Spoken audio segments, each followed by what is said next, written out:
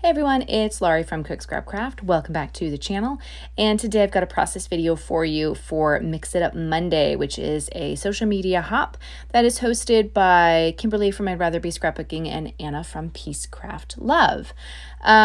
We always start with a sketch, and so this month's sketch is from Inspired Blueprints, which is not a website anymore, but you can still find their stuff on Pinterest.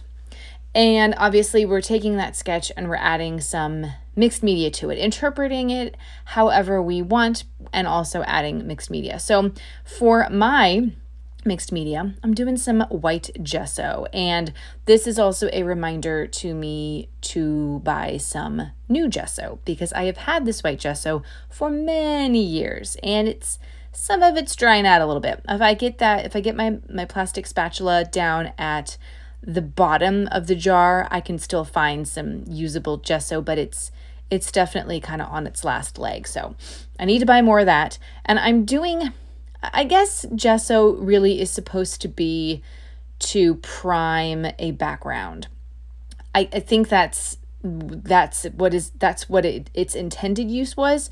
And so I have done that before, gessoing a white piece of cardstock so that it holds the mixed media better or something. I have really found that for me, there's sometimes no need to gesso, because when I do the layer of gessoing first to prime everything, it just warps the paper. And I don't like that. So really, as long as I'm using a thick piece of cardstock as the background, or like a Vicky Bouton foundation paper, which is super thick cardstock, I'm not going to gesso for a primer. But I do like the way that it looks when you gesso on top of printed pattern paper. And so I'm using a piece of pink fresh paper. It has sort of a diamond design on it. I liked that it was blue because I'm using photos from my Montauk trip last fall. And these are photos of me walking up to the Fire Island Lighthouse, which is in Long Island. So if you're ever going up that way, definitely check it out. Maybe check it out on a day when it's not super windy and rainy, but definitely check it out. So I liked the blues because it kind of reminded me of water. And then I'm matting the lighthouse photo onto some navy blue paper. And the horizontal photo is 4x6 and the smaller photo is 3x4. And I wanted the gesso to kind of be behind it, to be kind of peeking out from behind the photos and just covering up the pattern. I like using gesso that way. They also make clear gesso, which I did have, and I opened up the jar. I've had that for just even longer than I had the white gesso. And I opened up the jar of clear gesso and it was totally dried out. And so that got tossed. I don't know what clear gesso would have looked like on top of this pattern paper. It doesn't really cover anything. I think that's definitely more of a primer, but let me know in the comments below if you've used clear gesso in a way that is not just to prime your background paper. I would love to know that. So I'm adhering my photos down, and then I'm going to be doing you can say I have two colors of Tim Holtz Distress Oxide Spray hanging out over there. So they're both blue colors, Faded Jeans and Uncharted Mariner. I thought Uncharted Mariner would go really well with this. And I wanted there to be enough white gesso because when I did the splatters, I wanted there to be some white space where you would really be able to see the colors of those splatters showing through, as opposed to the blue colors kind of getting bogged down in the blue on the background.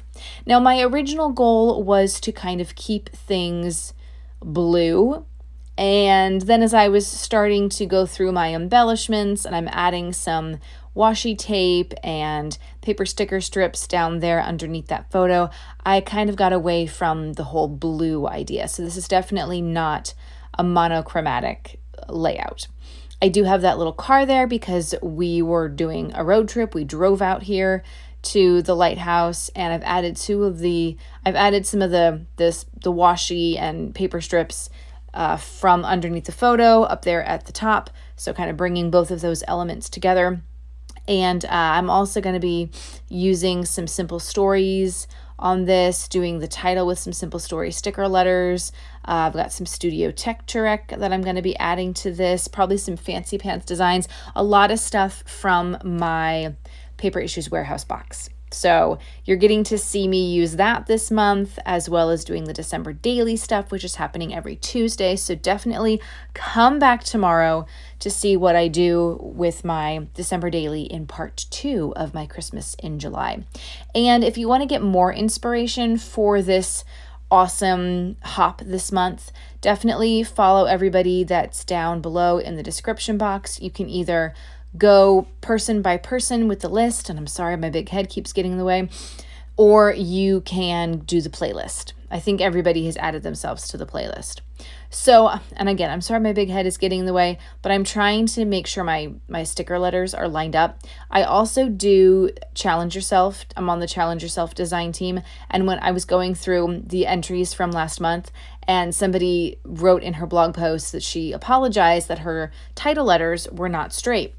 And I was like, listen, if your title letters are straight, I don't want to know ya, because like it's hard to do. And I've had tips and tricks. You're supposed to line them up on a ruler, and then you carefully like the top of it sticks off the ruler, and then you carefully stick the top of the letters down and then remove the ruler. I'm like, that doesn't work for me. I have tried it. I just end up like ripping the letters, and it doesn't work. So as straight as you can get them, who really cares? If somebody's going through your scrapbook album and they're like, your letters aren't straight, then I think you should just be like, okay, time for you to close it up. Thanks for coming. Bye. Because that's just rude. No one's gonna notice, because they're just gonna be looking at all of the elements as a whole, and they're just going to be so impressed that you've taken the time to make a page or to make a whole album. So just don't worry about the straight letters. It's really okay.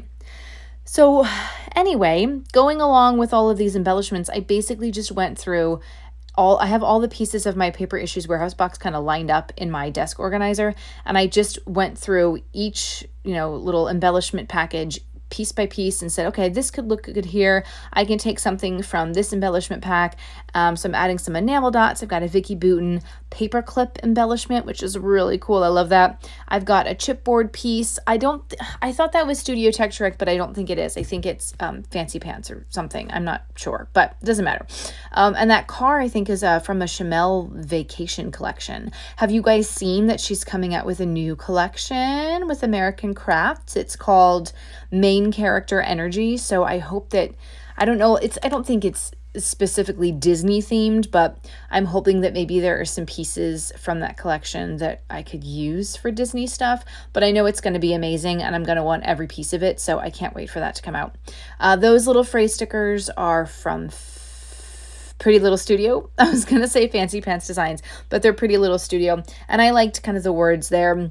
Wild one, what a beautiful world or a colorful world, or whatever it says that we live in, because it was fun just exploring a different part of the country, a different part of the land on this little trip. And as I've said before in some of these Montauk scrapbook process videos, I would definitely love to go back and bring the family. So if you guys are looking for a cool place to go to in the fall or spring, not summer, you can't afford it in the summer, but if you're looking for a cool place for just like a quick weekend, you're in the area, definitely head out to Montauk. And if you want more information about the things that we did and places we ate and stuff like that, because you really are interested, let me know down in the comments, and I can answer any questions that you have about Montauk.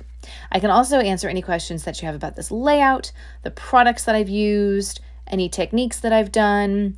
If you want to know more about this hop, you can find the link to join everybody on the Facebook group so that you are always, notified when a new hop is coming up, and see if you want to participate. That would be great too. And if you are watching this video and you're like, I want to create something with this sketch too, well, very well.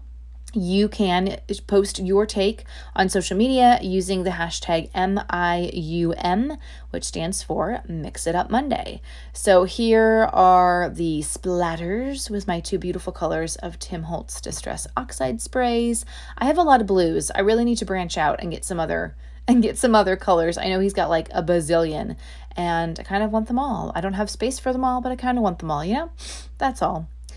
I decided that I needed to do the journaling before I did any more splattering, because I didn't want to get too many splatters on the journaling spot and then not have space. I also didn't want to smear any splatterings, so That's why I'm doing the journaling now. Probably should have done it before I did the first color, but sometimes I do things out of order, and that's okay. And that's pretty much going to be it. So I hope that you enjoyed today's hop and that you check out everybody else who's playing along. The close-up photos are going to follow, so you can see things in a little bit more detail. And like I said, if you like this video, give it a thumbs up, hit that subscribe button so you don't miss out on other process videos, and leave me a comment below. Let me know if you have any questions or just say hi. And that's going to be it for today. I'll see you guys next time for more scrapbooking. Bye.